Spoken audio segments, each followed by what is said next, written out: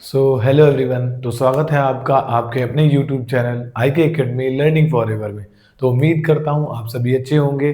तो जैसा कि आप जान रहे हैं आई के अकेडमी में क्लास 10 का चैप्टर नंबर 8 के सारे क्वेश्चनों को कवर किया जा रहा है। हमने सारे क्वेश्चन को डिटेल में और सेपरेट वीडियो के साथ कवर किया है। हम ये चाह रहे हैं कि सारी चीज़ों को डिटेल में पढ़ाएं ताकि आपसे कोई चीज़ छूट न जाए, आपसे हर एक चीज़ स्टेप बाय स्टेप सवाल बनता जाए। इसके पहले हमने क्वेश्चन 1 से 4 तक सारी चीज़ों को डिटेल में बताया है। अब हम क्वेश्चन नंबर 5 को कवर करने वाले हैं। तो बिना किसी देरी के साथ चलिए क्वेश्चन को स्टार्ट करते हैं। लिखा है यदि सेक थीटा इक्वल 13/12 13/12 दिया हो तो अन्य सभी त्रिकोणमिति अनुपात परिकलित कीजिए।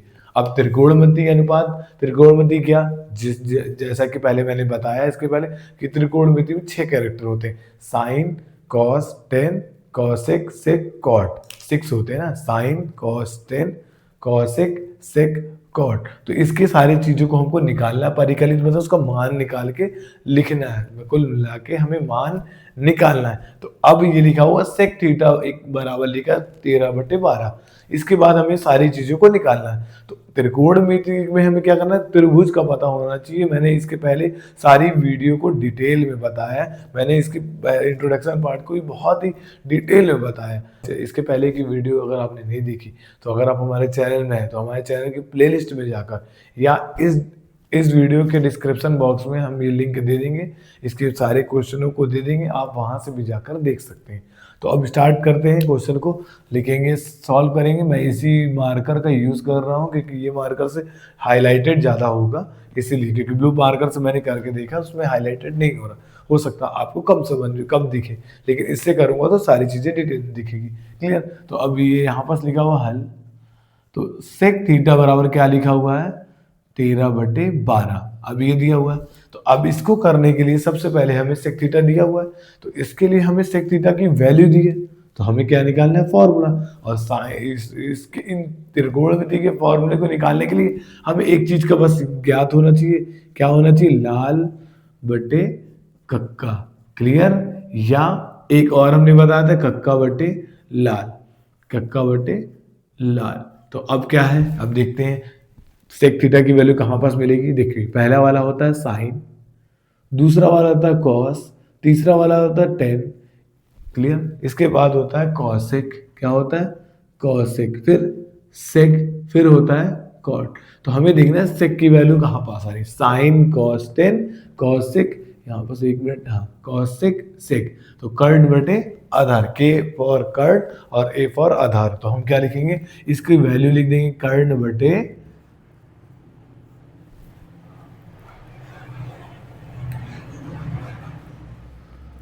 रात को वीडियो बनाओ ये सोच के कि वॉइस का प्रॉब्लम्स नहीं होगा, लेकिन फिर भी रात को भी दिक्कत हो ही जाती है ना। लगता है नया रूम मुझे ऐसा चुनना पड़ेगा जहाँ पास बिल्कुल वॉइस का कोई प्रॉब्लम्स ही ना हो। ऐसी जगह मुझे यूज़ करनी ही पड़ेगी, तब जाके मैं आप लोगों को अच्छे से बता सकता हूँ।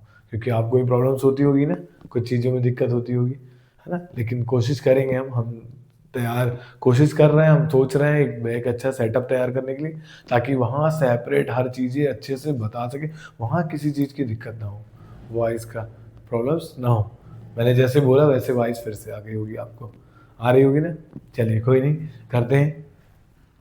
कर्ण बटे, यहाँ पर सेक थीटा बराबर कर्ण बटे क्या होता है, आधार। क्या होता है, आधार। और यहाँ लिखे 13/12। जब हमने ये लिखा तो कर्ण का मान हमें 13 मिल चुका है और आधार का मान 12 मिल चुका है। तो इसके लिए हमें कर्ण और आधार के लिए क्या करना पड़ेगा, हमें लिखना पड़ेगा। इससे यही करते हैं इस बार, कर्ण बटे ये समकोण त्रिभुज पता होना चाहिए। क्या पता होना चाहिए, समकोण त्रिभुज।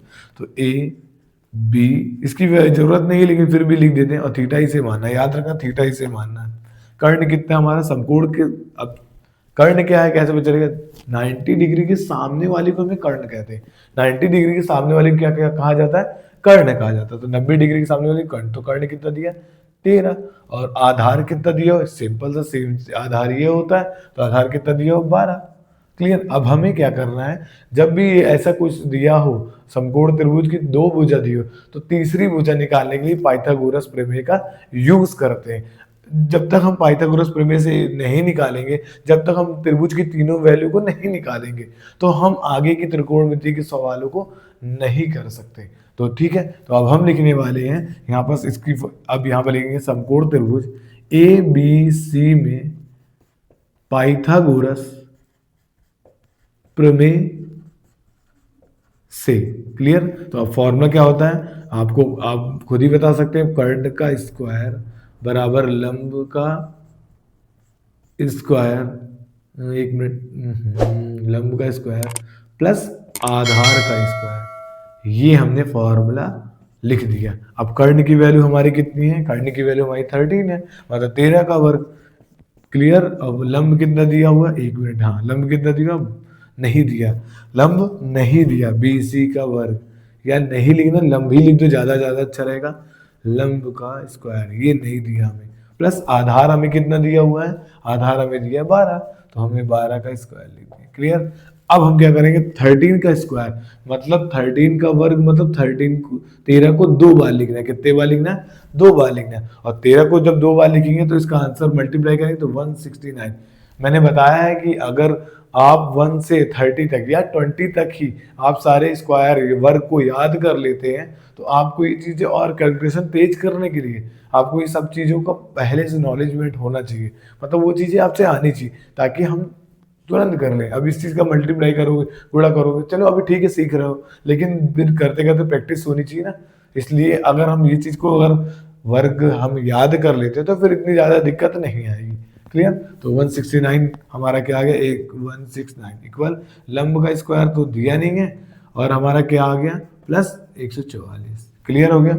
अब 169 हमको किसका मान चाहिए, लंब का। जब किसी चीज का मान चाहिए होता है तो उसको अकेला करना पड़ता है, तो ये नंबर को इसके बाद ले जाते हैं, नंबर को नंबर के साथ, तो 169 माइनस 144, ये प्लस का इधर आया तो माइनस का, बराबर जो जैसा लिखा वैसे ही कर दिया हमने, सिर्फ 144 को उठा के इसके पास लिख दिए।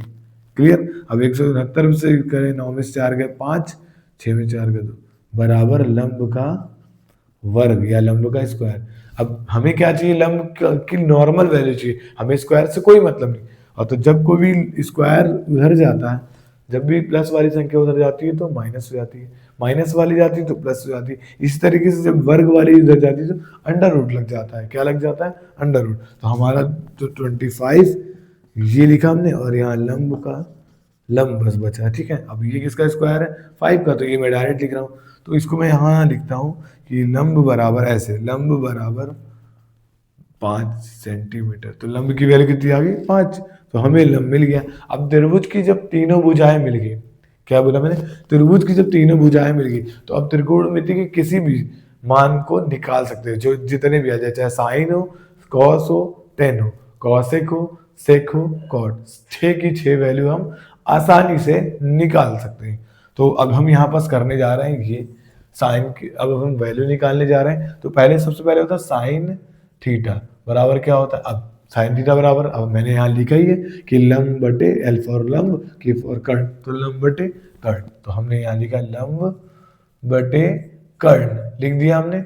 लंब कितना है हमारा, अब देखते हैं लंब कितना है, ये 5, और कर्ण कितना है हमारा 13, ये आ गए हमारे साइन की वैल्यू। इसी तरीके से हम कॉस की वैल्यू निकालेंगे, क्योंकि इसमें बोला सभी अनुपात, सभी को निकालना, सेक थीटा का तो निकला ही हुआ, और जो बचा उसका हम निकाल रहे हैं। क्लियर? तो कॉस थीटा बराबर होता है आधार बटे कर्ण। तो आधार बटे कर्ण देख लीजिए ऐसा ना, हाँ बिल्कुल। आधार कितना है, आधार हमारा कितना है 12, और हमारा, तो आधार हमारा कितना 12 और कर्ण हमारा 13। क्लियर? अब इसके बाद हमारा आता है tan theta, sine cos tan. अगर आपने ये लिख लिया और आपने साइन कॉस 6 के 6 नाम याद कर लिए, तो आपको ये चीजें बहुत ही आसान लगेगी, और मैं ये गारंटी के साथ कह सकता हूँ कि ये क्वेश्चन को आप कभी छोड़ेंगे नहीं, ये आपके फेवरेट हो जाएंगे, बहुत ही आसान। जब हम पढ़ते थे ना इसको, तो ये सबसे आसान और अच्छा लगता था ये करने में, क्योंकि इसमें सिर्फ वैल्यू निकालना है और सॉल्व करना है। अब इसके बाद जब हम 8.3 पढ़ेंगे, उसमें सिर्फ हमको LHS और RHS सॉल्व करना पड़ता है, दोनों पक्ष दिए होते, दोनों को वेरीफाई करना पड़ता है, इसमें कोई कैलकुलेशन ज़्यादा नहीं आती है। क्लियर? तो टेन थीटा बराबर क्या हो जाएगा, अब टेन थीटा बराबर एल ए, तो लंब बटे आधार। आधार तो लंब कितना है हमारा, अब लंब कितना है हमारा 5, और आधार कितना है हमारा, आधार हमारा 12। क्लियर, ये हमारा हो गया। अब इसके बाद साइन कॉस टेन, इसके बाद क्या आता है कॉसेक थीटा। तो कॉसेक थीटा बराबर क्या होता है, अरे अजी देखिए कॉसेक थीटा बराबर ये हमारा कॉसेक कर्ण बटे लंब। सर हम तो अब कर लेंगे, हमें तो बनने लगा, आपने बता दिया, अब हमसे हमें आसान लग रहा है। तो कर्ण कितना है हमारा, कर्ण हमारा देख लेते 13, और लंब कितना है हमारा 5। बस हम देखते जाएंगे और करते जाएंगे। इसके बाद क्या, कॉसेक के बाद क्या, सेक की वैल्यू हम निकाल ही चुके हैं। अब इसके बाद कॉट की वैल्यू चाहिए, क्या है कॉट थीटा बराबर क्या होता है, कॉट थीटा बराबर आधार बटे लंब, आधार बटे लंब। तो आधार हमारा कितना है, आधार हमारा है कितना है 12, और लंब हमारा कितना है 5। बस यही हमारा आंसर हो जाएगा।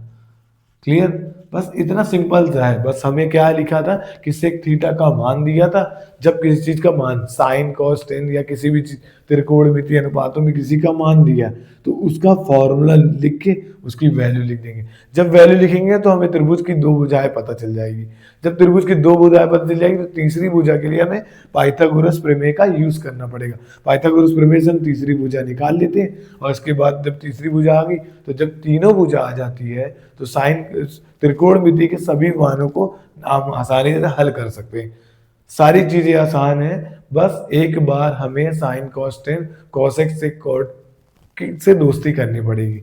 सारी चीजें याद है, लेकिन सारी इन चीजों से हमें दोस्ती करनी पड़ेगी। जब हम दोस्ती कर लेंगे और इसको बार बार लगाएंगे ना, अब दोस्ती कैसे होगी, जब हम इसे बार बार लगाएंगे, जब हम इसे बार बार लगाएंगे तो ऑटोमेटिक ये चीज हमें आसान लगेगी। अब कैसे, आप बोलेंगे सर कैसे आसान लगे, कैसे हम बार बार लगाएंगे तो आसान।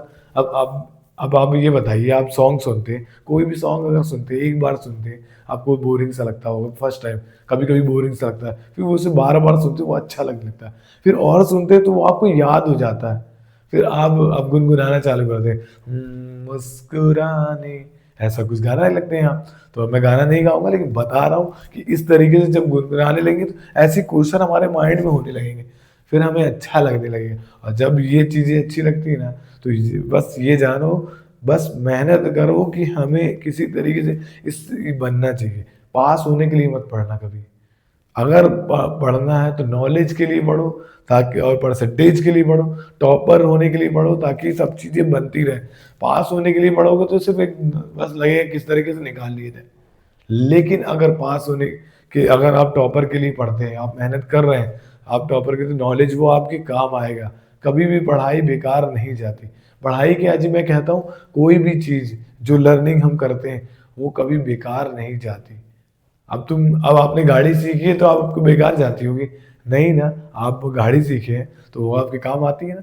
आप किसी भी चीज़ को, गाड़ी बस को नहीं बोल रहा हूँ, किसी भी चीज़ को, आप कोई चीज़ सीखे हैं, आप कुछ भी चीज़ सीखे हैं, अभी एग्जाम्पल तो मैं नहीं याद आ रहा, लेकिन कुछ भी चीज़ सीखे तो वो आपके काम आती है ना। लर्निंग कभी खाली नहीं जाती, और ज़िंदगी हमेशा हम सीखने के लिए, तो कितने भी बड़े हो जाना, जिंदगी सिखाती है हमें। क्लियर, तो उम्मीद करता हूँ ये वीडियो आपको पसंद आई होगी। इस वीडियो, अगर ये वीडियो अच्छी लगी हो तो लाइक और सब्सक्राइब और शेयर करना ना भूलें। अपने उन दोस्तों को शेयर करें जिनसे त्रिकोणमिति नहीं बनती, त्रिकोणमिति तो उन्हें बोलिए कि उन्हें बताइए IK अकेडमी में बहुत आसान तरीके से पढ़ाया जाता है, सीधी सी बात है। उन्हें बताइए कि IK अकेडमी में बहुत डिटेल में और बहुत ही बेसिक तरीके से पढ़ाया जाता है। अगर तुमसे जीरो भी होगे ना, अगर आप जीरो भी होगे ना, तो जीरो से हीरो बनने का सफर IK अकेडमी करेगा, IK अकेडमी आपका साथ देगा। क्लियर, तो मिलते हैं नेक्स्ट वीडियो में नेक्स्ट टॉपिक के साथ। तब तक के लिए गुड बाय, एंजॉय करिए, खुश रहिए, मुस्कुराते रहिए।